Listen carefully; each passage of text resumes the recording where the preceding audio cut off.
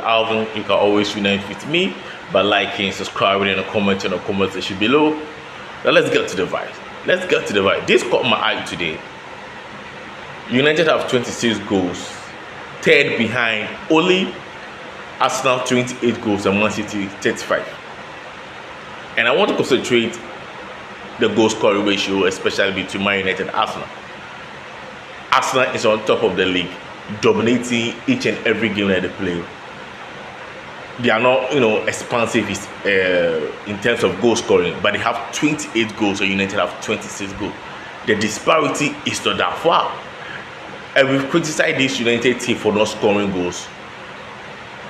Even though United are the team leading with the highest XGs in terms of goals expected, we've not been able to put the team into bed. We've not been able to execute our chances. And United being sit and not playing very well, and we having 26 goals, is massive for Manchester United. Look, last season we weren't scoring enough goals. We brought in players like Cunha, Brian Memo, and then Sesko. Sesko 2 goals, Cunha 1. I think Memo is leading the charge with 6 or 7 goals.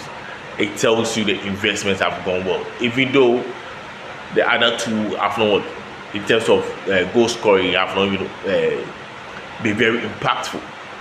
But you can see goals coming from all around the place, and it's very important. We lack goal scorers, not just a striker, but from the team as a whole.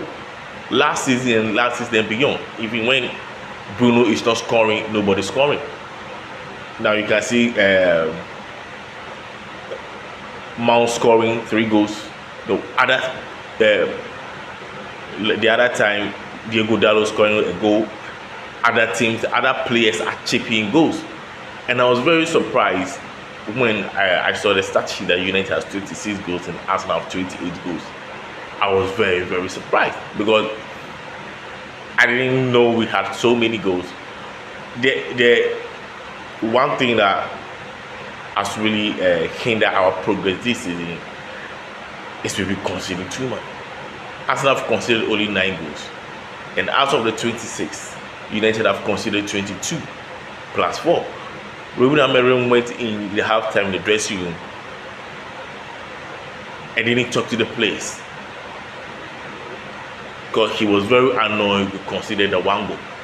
And if you look at the goal that we conceded against Wolverhampton, when the cross came in, both Amad Diallo and then Brian Memo failed to recover. They were, I think they were walking or something. Instead of them being, active, being on their man, tracking these players to close the gap, to avoid this cross, they were lazy. And I'm sure that's what angered Ruben Amorim. The goals are coming. You created the chances. The XGs are high. The most important thing now is how to prevent teams from scoring. We'll be conceding an average of 2 goals in every match, which is bad. We are not going to climb up the table if we are conceding so many goals. If we are conceding probably 9 or 10 goals, we probably will be second, third, or something like that. We won't be 6th. And it tells you how Ruben Amorim was gradually building the team, and it's very positive. I was very surprised when I realized United has 26 goals and Arsenal has 28 goals. I was very, very surprised. United are unbeaten in 5 away games. The night just keep going good for Man United.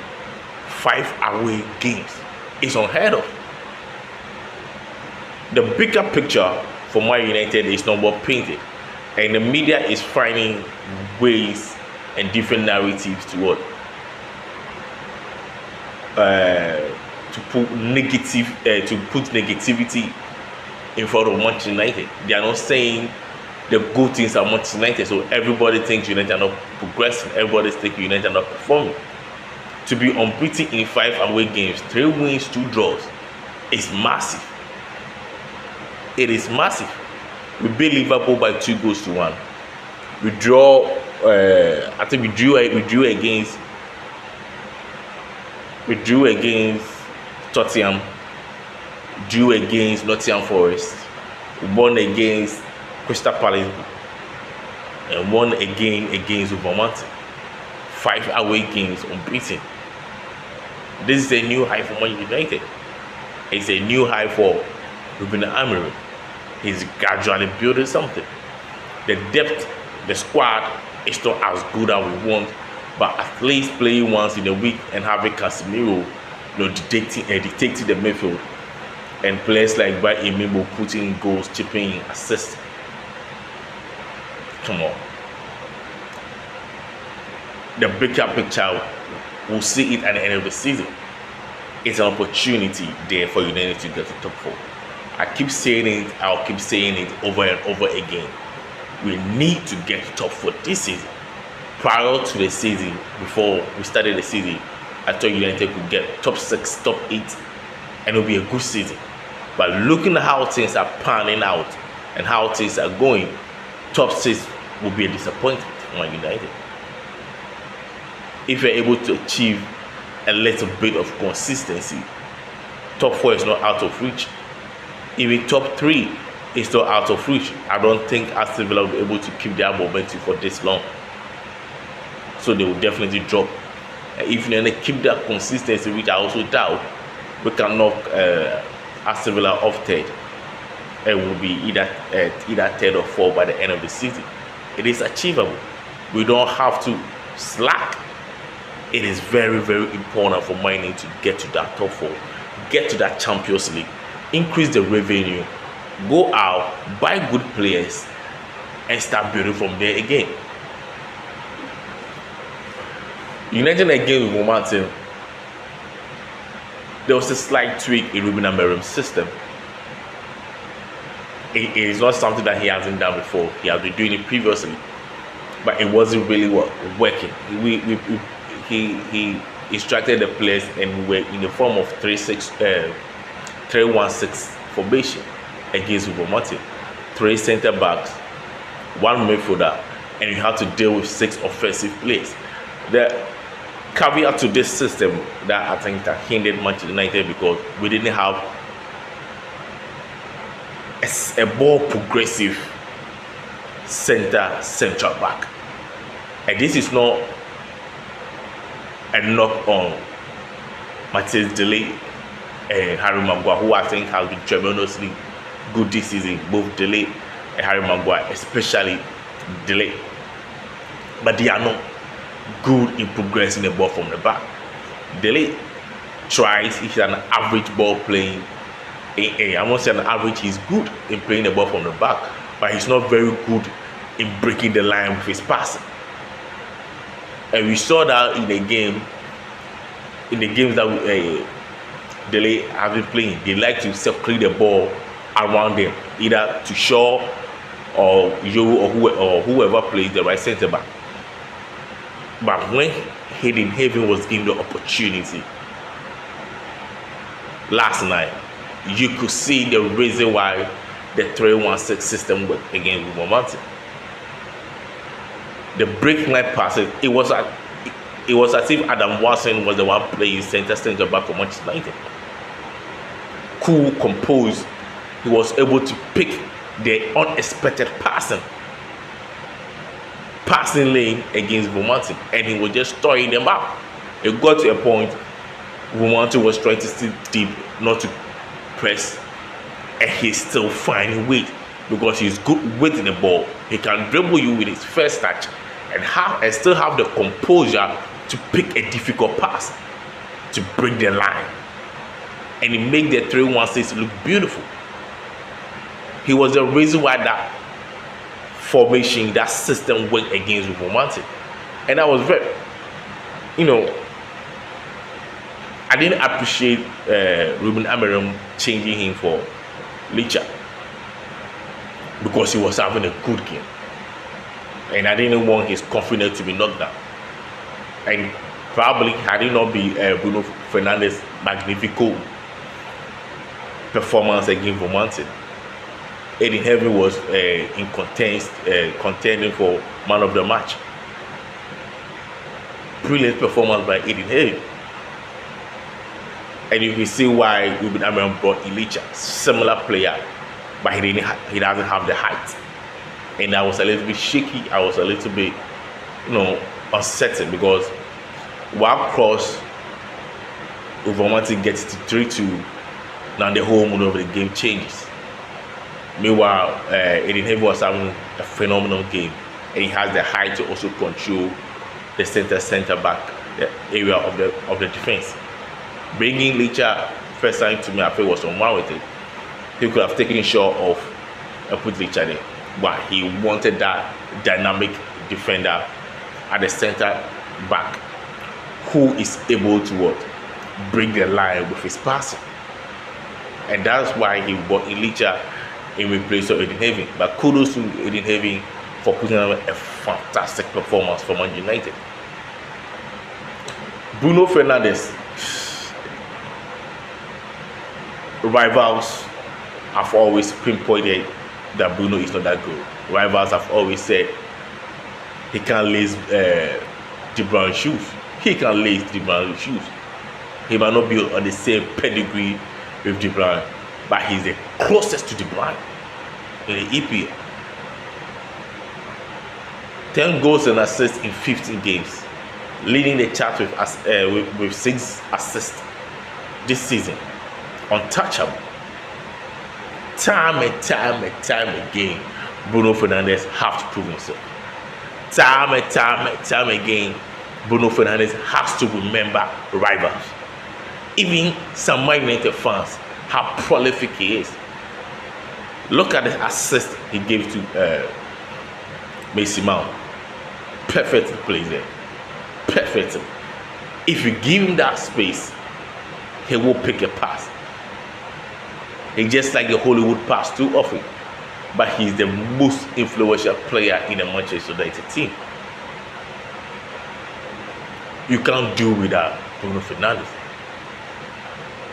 It's just sad Kobe Mino has to compete with him, and Casemiro is playing that role perfectly to a point that it's difficult to put Kobe Mino in.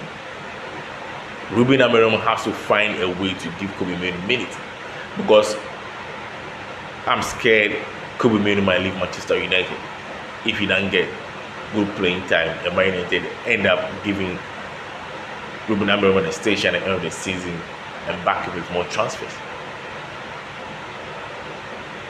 If he plays the Casemiro role regularly, I surely believe he can adapt to that system. I surely believe he can adapt to that role. We can even push Bruno Fernandes up 10 and give Kobe Mino that space to do what he does. Omar Beretta, Sergeant Wycliffe, and Jason Wilcox was seen at Wolverhampton. And I don't know whether they were arguing or they were having a conversation. The picture that portrayed on social media seems to me like they're having an argument, but I doubt they're having an argument. It could be they're deciding on agreeing to disagree on points or directions in which they want to go. I still think it's too early to let Ruben Amorim go. I made a video mainly giving reason why Ruben Amorim might not be my United manager even if he gets top 4 at the end of the season. But against Wolverhampton, which I think is just one game, if he's able to, adapt to more attacking system, adapt to more attacking changes, adapt to more attacking approach, this is the United way. We might extend his contract. It's up to him if he wants to be a Manchester United manager. If I don't want to mention the Everton and the West Ham game where I think he had everything on, not the changes, but the players he brought in. He has to make sure United are always in attacking form. Because when you are playing the Premier League and you are leading by a goal to nil, or maybe 3-2, you are just leading by 1 goal, it's not enough. Within a second, there will be a set piece and it will be the equalizer. Within a second, there will be floating a long ball and it will be an equalizer. Within a second, there will be a free kick and it will score from a direct free kick. Within a second, there will be a penalty and that's the equalizer. We have to have the mentality to kill games. We have to have the mentality to score more. We don't have to be in a situation whereby we score one and we relax. To be able to be comfortable, to be able to dominate game, to be able to send messages. When you are leading, you have to dominate. When you are leading, you have to put more pressure. When you are leading, you have to exert your authority by scoring more goals. We can't defend when you are leading by a goal to nil. Ruben Amorim knows better. He has to do better. Please continue to like, subscribe, comment on the comment section below. United with Alvin. Now let's go.